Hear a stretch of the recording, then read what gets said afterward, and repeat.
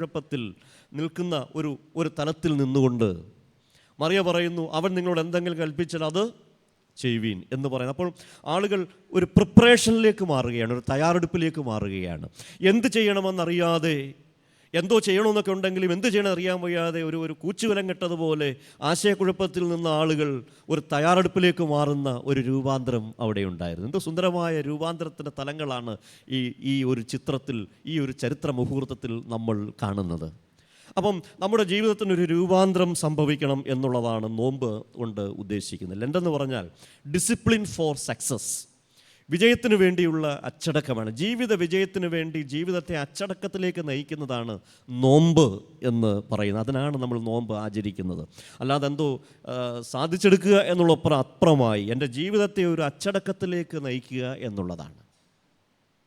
എൻ്റെ ജീവിതത്തെ ഒരു അച്ചടക്കത്തിലേക്ക്, എടുത്തുചാട്ടത്തിൽ നിന്നൊരു അച്ചടക്കത്തിലേക്ക്, ഭയത്തിൽ നിന്ന് വിശ്വാസത്തിലേക്ക്, എൻ്റെ ജീവിതത്തെ ആശയക്കുഴപ്പത്തിൽ നിന്ന് തയ്യാറെടുപ്പിലേക്ക്, എൻ്റെ ജീവിതത്തെ ടെൻഷനിൽ നിന്ന് പ്രശാന്തതയിലേക്ക് നയിക്കുന്ന ഒരു അനുഭവത്തിലേക്ക് എന്നെ കൊണ്ടുപോകുവാൻ വേണ്ടിയാണ് ഞാൻ ഈ നോമ്പ് ആചരിക്കുന്നത്, നോമ്പ് നോക്കുന്നത്, അല്ലെങ്കിൽ നോമ്പിൽ രംഗപ്രവേശം ചെയ്യുന്നത്, നോമ്പിലേക്ക് ഇഴുകിച്ചേർന്നത് എന്നുള്ളത് നമ്മൾ മനസ്സിലാക്കണം. ഇവിടെ സുന്ദരമായ രൂപാന്തരത്തിന് കാരണമായി തീർന്നത്, രൂപാന്തരം വരുത്തുവാൻ ഒരേ ഒരാൾ മാത്രമേ ഉള്ളൂ, അത് യേശുക്രിസ്തുവാണ്. യേശുക്രിസ്തുവിൻ്റെ ഇടപെടൽ, യേശുക്രിസ്തുവിൻ്റെ സാന്നിധ്യം, യേശുക്രിസ്തുവിനുള്ള ആശ്രയമാണ് ഈ ഒരു വലിയ രൂപാന്തരത്തിന് കാരണമായി തീരുന്നത്. അതുകൊണ്ട് ഈ നോമ്പ് കാലത്തിൽ രൂപാന്തരപ്പെടുത്തുവാൻ കഴിവുള്ള, രൂപാന്തരം വരുത്തുവാൻ മതിയായവനായിട്ടുള്ള യേശുക്രിസ്തുവിൻ്റെ അടുക്കിലേക്ക് വന്ന് ഒരു രൂപാന്തരത്തിൻ്റെ തലത്തിലേക്ക് പ്രവേശിക്കുവാൻ ഇന്ന് മുതൽ സഭ നമ്മളെ ആഹ്വാനം ചെയ്യുന്നു. ഈ ഒരു വലിയ രൂപാന്തരത്തിലേക്ക് നയിക്കുവാൻ തക്കവണ്ണം, നമ്മളെ കൊണ്ടുപോകുവാൻ തക്കവണ്ണം ഈ വർഷത്തെ നോമ്പ് കാലം നമ്മളെ സഹായിക്കട്ടെ എന്ന് ഞാൻ ആശംസിക്കുന്നു, പ്രാർത്ഥിക്കുന്നു. ഈ രൂപാന്തരത്തിലേക്ക് ഇപ്പം യേശു കർത്താവ് രൂപാന്തരത്തിലേക്ക് നയിക്കാൻ മതിയായവനാണ്, അങ്ങനെ പറഞ്ഞെനിക്ക് നിർത്താം. എന്നാൽ ഞാൻ നിങ്ങളോടൊന്ന് സംസാരിക്കാൻ ആഗ്രഹിക്കുന്നത് എൻ്റെ പങ്കെന്താണ്, വാട്ട് ഈസ് മൈ റോൾ? ഈ രൂപാന്തരത്തിലേക്ക് നടത്തുവാൻ യേശുക്രിസ്തു മതിയായവനാണ്, അതെനിക്കറിയാം. എന്നാൽ ഇവിടെ എൻ്റെ പങ്കെന്താണ്, വാട്ട് ഈസ് മൈ റോൾ? എൻ്റെ പങ്കെന്താണ്? എൻ്റെ പങ്കിനെക്കുറിച്ച് ചിന്തിക്കാതെ പ്രസംഗപൂർണ്ണമല്ലോ, എൻ്റെ പങ്കെന്താണ് എന്ന് പറഞ്ഞ് ഞാനൊരു വാക്കുകൾ പെട്ടെന്ന് അവസാനിക്കും. What is my role? ആ മൈ റോൾ, എൻ്റെ പങ്കെന്ത് എന്ന് നമ്മളെ പഠിപ്പിക്കുന്ന ഒരു ക്യാരക്ടർ, ഒരു കഥാപാത്രം ഈ ചരിത്ര മുഹൂർത്തത്തിൽ രംഗപ്രവേശം ചെയ്യുന്നുണ്ട്, കടന്നു വരുന്നുണ്ട്.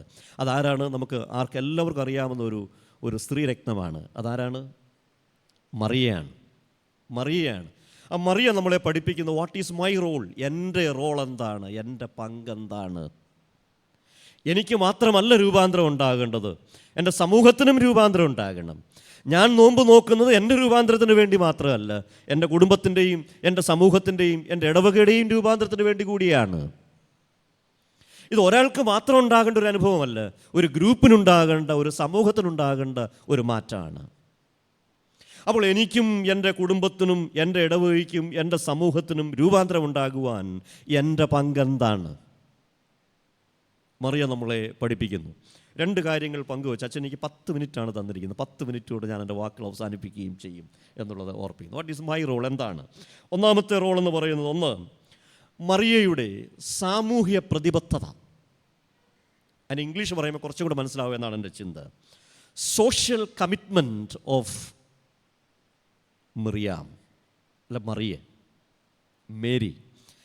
മേരിയുടെ സാമൂഹ്യ പ്രതിബദ്ധത, സോഷ്യൽ കമ്മിറ്റ്മെൻറ്റ്. ഇന്ന് മനുഷ്യർക്ക് സാമൂഹ്യ ബോധം കുറഞ്ഞുകൊണ്ടിരിക്കുന്ന ഒരു കാലഘട്ടമാണ്. സാമൂഹ്യ ബോധം തീരെയില്ല. അച്ഛനിവിടെ സൺഡേ സ്കൂളിൽ സൂചിപ്പിച്ചല്ലോ, കാർബൺ ലെൻഡ്.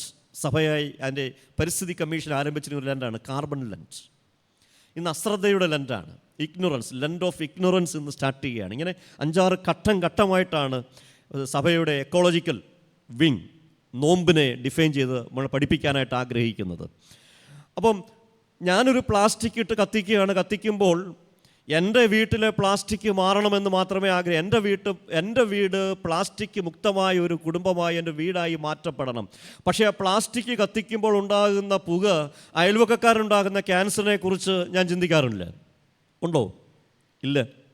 സാമൂഹ്യ ബോധം നന്നേ നഷ്ടപ്പെട്ട ഒരു കാലഘട്ടത്തിലാണ് നമ്മളിന്ന് ജീവിക്കുന്നത്. എനിക്ക് എന്നെക്കുറിച്ച് മാത്രമേ വിചാരമുള്ളൂ. എൻ്റെ സമൂഹത്തെക്കുറിച്ചോ എൻ്റെ കുടുംബത്തെക്കുറിച്ചോ അപരനെക്കുറിച്ചോ എനിക്ക് യാതൊരു ചിന്തയില്ല.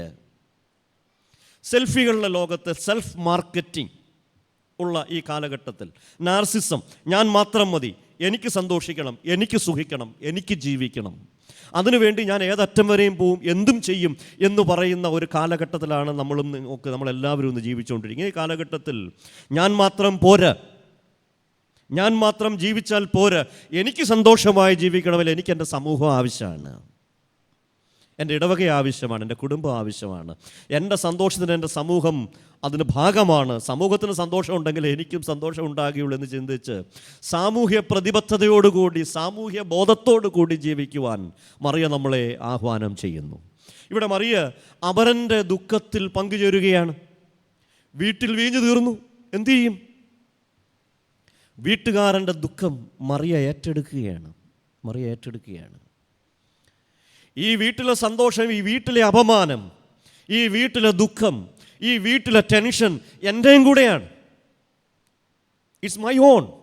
എൻ്റെയും കൂടെ ദുഃഖമാണ്, എൻ്റെയും കൂടെ സങ്കടമാണ്, എൻ്റെയും കൂടെ അപമാനമാണ്. ഈ വീടിന് അപമാനം ഉണ്ടാവാൻ പാടില്ല, ഈ വീടിന് അഭിമാനം ഉണ്ടാവണം. ഈ വീട്ടിൽ ടെൻഷൻ ഉണ്ടാവാൻ പാടില്ല, ഈ വീട്ടിൽ ട്രാങ്കുലിറ്റി ഉണ്ടാവണം. ഈ വീട്ടിൽ ഫിയർ ഉണ്ടാവാൻ പാടില്ല, ഈ വീട്ടിൽ ആകുല ചിന്തകൾ ഉണ്ടാവാൻ പാടില്ല. ഈ വീട്ടിൽ സന്തോഷം ഉണ്ടാകണം എന്ന ബോധ്യത്തോടുകൂടി, ഒരു സാമൂഹ്യ പ്രതിബദ്ധതയോടുകൂടി മറിയ തക്ക സമയത്ത് പ്രവർത്തിച്ചതുകൊണ്ടാണ് ആ വീട്ടിൽ രൂപാന്തരം സാധ്യമായി തീർന്നത്. അതുകൊണ്ട് ഒരു സാമൂഹ്യ പ്രതിബദ്ധതയോടുകൂടി, സോഷ്യൽ കമ്മിറ്റ്മെൻറ്റോടുകൂടി ഇന്ന് മുതൽ ഞാൻ ജീവിക്കും. ഞാൻ മാത്രമല്ല, എൻ്റെ സമൂഹം, എൻ്റെ കുടുംബം, എൻ്റെ ഇടവക, അവർക്കും രൂപാന്തരം ഉണ്ടാവണം. അതിനുവേണ്ടി എനിക്കെന്ത് ചെയ്യാൻ കഴിയും? What is my role? എനിക്കെന്ത് ചെയ്യാൻ കഴിയും? ആ ഒരു സാമൂഹ്യ പ്രതിബദ്ധതയോടുകൂടി ജീവിതത്തിലേക്ക്, സമൂഹത്തിലേക്ക് നമ്മൾ ഇറങ്ങിച്ചെല്ലുവാനും, അവരൻ്റെ ദുഃഖത്തിൽ പങ്കുചേരുവാനും, അവരൻ്റെ പോരായ്മകളെ ഇല്ലാതാക്കുവാനും, അവരൻ്റെ അസ്വസ്ഥതകൾക്കും വേദനകൾക്കും ആശ്വാസം നൽകുവാനും എന്നാൽ കഴിയുന്ന രീതിയിൽ എനിക്കെന്ത് ചെയ്യാൻ കഴിയും? ഞാൻ അവരനെ സന്തോഷിപ്പിക്കുന്നവനാണോ, അവരന് ദുഃഖം ഉണ്ടാക്കുന്നവനാണോ? എൻ്റെ ഇടപാടുകൾ കൊണ്ട് മറ്റുള്ളവർക്ക് ദുഃഖം ഉണ്ടാവുന്നുണ്ടോ, മറ്റുള്ളവർക്ക് സന്തോഷം ഉണ്ടാവുന്നുണ്ടോ? ഞാനൊരു ടെൻഷൻ റെഡ്യൂസറാണോ, അതോ ടെൻഷൻ പ്രൊഡ്യൂസറാണോ? ഞാൻ മറ്റുള്ളവർക്ക് ടെൻഷൻ ഉണ്ടാക്കുന്ന ആളാണോ, അതോ മറ്റുള്ളവരുടെ ടെൻഷൻ കുറയ്ക്കുന്ന ആളാണോ ഞാൻ എന്ന് സ്വയം ചിന്തിച്ച് ഒരു സാമൂഹ്യ പ്രതിബദ്ധതയോടെ ജീവിക്കുവാൻ ഈ കാനാവിലെ കല്യാണ ചരിത്രം നമ്മളെ ആഹ്വാനം ചെയ്യുന്നു. രണ്ടാമത്തെ ഭാഗത്തേക്കും കൂടെ പോകട്ടെ. Mariya, what is my role എന്ന് പറയുന്ന സമയത്ത് ഒന്ന് ഞാൻ പറഞ്ഞു, the social commitment of Mary. 2, മറിയയുടെ ക്രിസ്തു വിശ്വാസമാണ്. Strong and firm faith in Jesus Christ. യേശു ക്രിസ്തുവിലുള്ള മറിയയുടെ പൂർണ്ണമായ സ്ട്രോങ് ആയിട്ടുള്ള ഉറച്ച firm faith, strong and firm faith. ഈ പ്രശ്ന പരിഹാരത്തിന് യേശു ക്രിസ്തു മതിയായവനാണ്. ഇന്ന് ഈ വീട്ടിലുണ്ടായിരിക്കുന്ന അപൂർണതയ്ക്ക് പൂർണ്ണത വരുത്തുവാൻ യേശു ക്രിസ്തുവിന് മാത്രമേ കഴിയുകയുള്ളൂ. ഈ വീട്ടിലുണ്ടായിരിക്കുന്ന ടെൻഷൻ മാറ്റി പ്രശാന്തത ഉണ്ടാക്കുവാൻ യേശു ക്രിസ്തുവിന് മാത്രമേ കഴിയത്തുള്ളൂ. ഈ വീട്ടിലെ ഭയം മാറണം, അത് മാറണമെങ്കിൽ യേശുക്രിസ്തുവിൽ വിശ്വസിച്ചെങ്കിൽ മാത്രമേ കഴിയത്തുള്ളൂ, യേശുക്രിസ്തുവിൽ ആശ്രയിച്ചെങ്കിൽ മാത്രമേ കഴിയത്തുള്ളൂ എന്നൊരു ബോധ്യം മറിയയ്ക്കുണ്ടായി. മറിയ വന്ന് യേശുവിൽ പൂർണ്ണമായും ആശ്രയിക്കും. മറിയയ്ക്ക് യേശുവിലുണ്ടായിരുന്ന വിശ്വാസം, strong and firm faith in Jesus Christ. ദുഃഖത്തിൻ്റെ തീവ്രത നമ്മെ തളർത്തുമ്പോൾ, ആഗ്രഹങ്ങൾ സാധിക്കാതെ വരുമ്പോൾ, പ്രതീക്ഷിച്ചത് കൈവിട്ടു പോകുമ്പോൾ, ഒറ്റപ്പെട്ടു പോകുമ്പോൾ, ശത്രുക്കൾ മാനഹാനി വരുത്തുമ്പോൾ, അത്യാവശ്യ കാര്യങ്ങൾക്ക് കാലതാമസം ഉണ്ടാകുമ്പോൾ, അപ്രതീക്ഷിതമായ അപകടങ്ങളും ആദികളും വ്യാധികളും ഉണ്ടാകുമ്പോൾ, മറിയെപ്പോലെ എൻ്റെ ജീവിതത്തിൽ സന്തോഷം വരുത്തുവാൻ യേശുക്രിസ്തു മതിയായുള്ള ബോധ്യത്തിൽ യേശുക്രിസ്തുവിൽ വിശ്വസിക്കുവാൻ നമുക്ക് കഴിയണം. മറിയയുടെ ഈ സമർപ്പണത്തിൽ, മറിയയുടെ ഈ വിശ്വാസത്തിൽ 3 കാര്യങ്ങൾ അടങ്ങിയിരിക്കുന്നു എന്ന് നമുക്ക് കാണാം. അതായത് പോരായ്മകൾ നികത്തുവാൻ ക്രിസ്തു മതിയായവനാണ് എന്ന ഒരു തിരിച്ചറിവ്. 2, തിരിച്ചറിഞ്ഞാൽ പോരാ, ഈ വിശ്വാസം വച്ചുകൊണ്ട് യേശുവിൽ ആശ്രയിച്ചു. മോനെ, വീഞ്ഞ് തീർന്നുപോയി. യേശുക്രിസ്തു നികത്തുവാനാണെന്ന് തിരിച്ചറിഞ്ഞാൽ പോരാ, യേശുവിൽ പൂർണ്ണമായി ആശ്രയിച്ചു. എന്നിട്ട് പറഞ്ഞു, അവൻ നിങ്ങളോട് എന്തെങ്കിലും കൽപ്പിച്ചാൽ അത് നിങ്ങൾ ചെയ്യുവിൻ. യേശു പ്രവർത്തിക്കും. യേശുവിൽ ആശ്രയിക്കുന്ന ഒരു ഭാവമാണ്. അതിലുപരി യേശുക്രിസ്തു എന്തു പറയുന്നോ അതനുസരിക്കാനുള്ളൊരു ആർജവം. 3 കാര്യങ്ങൾ. ഒന്നുകൂടെ പറയുന്നു, പോരായ്മകൾ നികത്തുവാൻ യേശുക്രിസ്തു മതിയായവനാണെന്നുള്ള തിരിച്ചറിവ്, ആ യേശുക്രിസ്തുവിൽ ആശ്രയിക്കുക. 2, യേശുക്രിസ്തു എന്തു പറയുന്നോ അതനുസരിക്കുക. ഇത് 3 കൂടെ ചേർന്ന ഒരു വിശ്വാസമായിരുന്നു മറിയയ്ക്കുണ്ടായിരുന്നത്.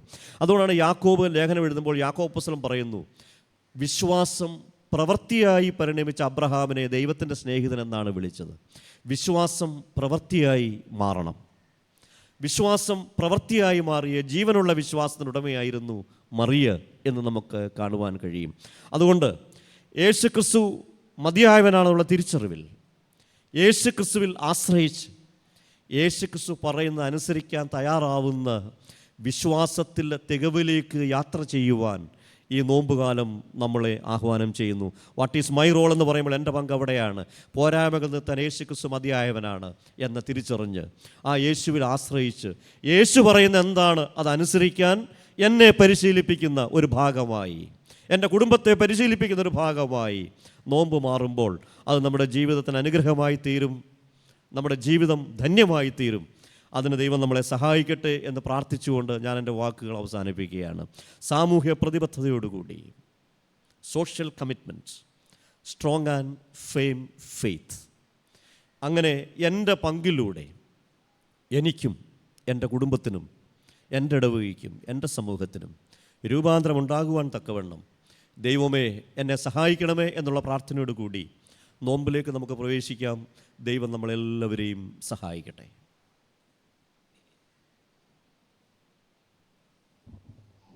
പ്രാർത്ഥിക്കാം. ഏൽപ്പിച്ച ആളെ പ്രാർത്ഥിക്കാം. വാഗ്ദത്തങ്ങളുടെ വിശ്വസ്തനും വാക്കുമാറാത്തനുമായ ഞങ്ങളുടെ ദൈവമേ, സ്വർഗ്ഗസ്ഥ പിതാവേ, കർത്താവെ, അനുഗ്രഹപ്പെട്ടൊരു ദിവസം ഞങ്ങൾക്ക് തന്നതിനായി നന്ദിയോട് സ്തോത്രം ചെയ്യുന്നു, സ്തുതിക്കുന്നു നാഥാ. പല ഭവനങ്ങളിലായിരുന്ന അടിയങ്ങൾ കർത്താവെ ഒത്തൊരുമിച്ച് അങ്ങയുടെ ആലയത്തിലേക്ക് വന്നിരിക്കുകയാണല്ലോ നാഥാ. അവിടുന്ന് ഞങ്ങൾ